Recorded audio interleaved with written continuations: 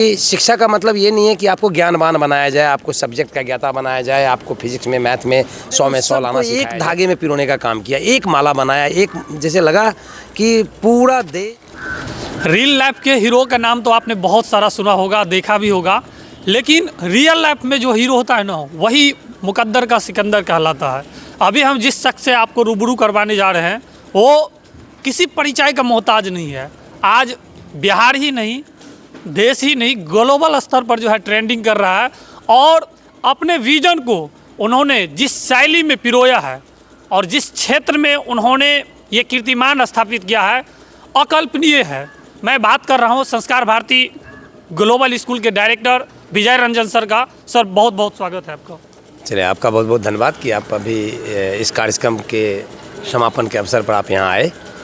Sir क्या कहना चाहेंगे 16वां स्थापना दिवस? मैंने तो लाइफ में अभी तक नहीं देखा था, शायद बिहार में ऐसा फाउंडेशन डे मैंने नहीं देखा था। जिस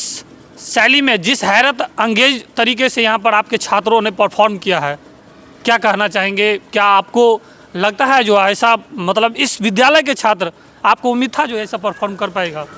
नहीं, बिल्कुल उम्मीद की तो बात ही नहीं है यहाँ पे, सिर्फ उम्मीद की बात नहीं है। मैं 101% कॉन्फिडेंट था कि हमारे छात्र से जो मैं चाह रहा हूँ वो चीज़ें वो निकाल के देंगे। उसके पीछे दो रीज़न था। एक कि जो प्रतिभाएं हैं, लोगों को लगता है कि प्रतिभाएं सिर्फ शहरों में होती है या शहरी बच्चे या मॉडर्न माहौल में होता है, लेकिन हमें पता है कि ग्रामीण इलाके में भी कन कन में हर जगह मतलब टैलेंट हर तरह की प्रतिभाएं। तो हम लोग ये स्थापना दिवस के अवसर पर कल्चरल इवेंट के तौर पर बच्चों के सिंगिंग, बच्चों के एंकरिंग, बच्चों के स्पीच, बच्चों की पर्सनालिटी एक्सपोजर, बच्चों का कॉन्फिडेंस, और स्पेशली मेरा हमेशा शुरू से मानना रहा है कि शिक्षा का मतलब ये नहीं है कि आपको ज्ञानवान बनाया जाए, आपको सब्जेक्ट का ज्ञाता बनाया जाए, आपको फिजिक्स में मैथ में 100 में 100 लाना सिखाया जाए। शिक्षा का बेसिक मतलब ये होना चाहिए कि आने वाले भविष्य में जो चुनौतियाँ आने वाली है आपको, चाहे वो सामाजिक स्तर पे हो, पारिवारिक स्तर पे हो, कार्यस्थल पे हो, चाहे आपको कंपटीशन लेवल पे हो, उन चीज़ों के लिए आपको मेंटली बूस्ट करना। तो और ये सारे, जब हमारे सोच इतनी बड़ी है और छात्रों को पता है कि उनके डायरेक्टर डॉक्टर विजय रंजन सर ऐसा ऐसा सोचते हैं, तो मैं 101% कॉन्फिडेंट था। इसके पीछे एक कि मुझे पता था कि इस ग्रामीण इलाके में काफ़ी प्रतिभा है जो विश्व स्तर पे अपना नाम फैला सकते हैं, और नंबर 2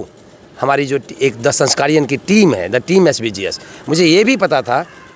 कि वो हंस के गा के, चाहे जैसे भी हो, मतलब थोड़ा सा हंस के गा के मतलब ये बोल रहा हूँ, लेकिन वो अपने एक पैर पे खड़ा होकर इस कार्यक्रम को अच्छे सरंजाम तक पहुंचाएंगे। तो मैं कॉन्फिडेंट था, मुझे कोई कन्फ्यूजन नहीं। सर यहाँ पर कल हम सोशल मीडिया का जो है साइड इफ़ेक्ट के बारे में देखा, उसके बाद जो है कैसे हमारे देश में जो है युवाओं का टैलेंट हंट हो रहा है, उस पर हमने देखा, और तरह तरह के एक्टिविटी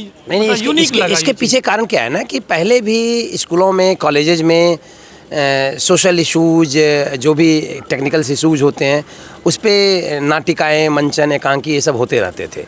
लेकिन फ़िलहाल एक बड़ी समस्या आई है सोसाइटी में आफ्टर कोविड, आफ्टर मोबाइल या डिजिटाइजेशन के बाद, जिसके आधार पर हम लोग विश्वगुरु बनने की कोशिश कर रहे हैं। उसमें मोबाइल है, जंक फूड है, लोगों के द्वारा रूल तोड़ना। अगर इमेजिन करो कि किसी को बोला जा रहा है कि हेलमेट पहनो, तुम्हारे सर के लिए सेफ़ है, तो सर के लिए हेलमेट नहीं पहनता, वो पुलिस के लिए हेलमेट पहनता है। डस्टबिन अगर बोलेंगे कि अगर आपको जब तक रोकेंगे नहीं तब तक आप उनके पेरेंट्स हो, बड़े लोग हो, यहाँ खाएंगे वहाँ थूकेंगे। तो ऐसी चीज़ें, the solution of pollution, the mobile act, the junk food versus healthy foods, उसके अलावा बहुत सारे हिस्टोरिकल एक्ट्स थे, द टाइम बियॉन्ड द क्या नाम, मंगल पांडे,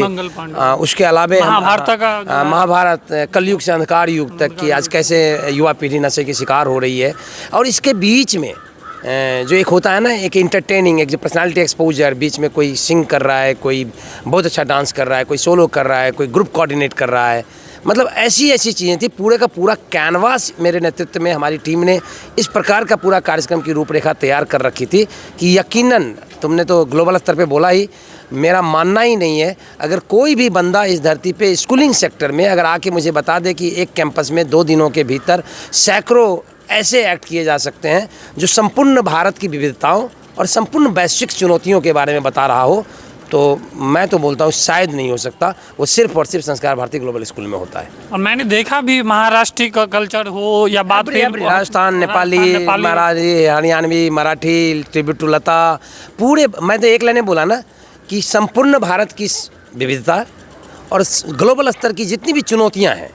हमने उन सबको एक धागे में पिरोने का काम किया, एक माला बनाया, एक जैसे लगा कि पूरा देश हमारे कैंपस में उतरा हुआ है और पूरे विश्व की चुनौतियां हमारी चुनौती है। जैसे मुझे लगा मैं विश्व का नागरिक हूँ, मैं विश्व के लिए अगर हम आए हैं, हमारे बच्चे हैं, और कल को अगर इन बच्चों ने इसमें से 5% भी अडॉप्ट कर लिया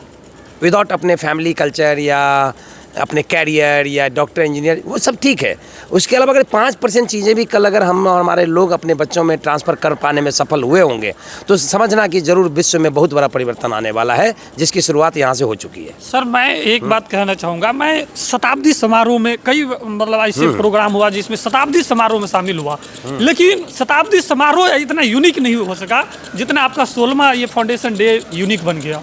तो ये कहीं ना कहीं आपका जो अकल्पनीय इमेजिंग है, जो बात हमेशा आप करते रहे, और एक बात जो आप जब बोलते हैं ना सामने वालों को ऐसे सस्पेंस में डाल देते हैं, आप कब क्या बोलेंगे यदि सामने वाला में थोड़ा सा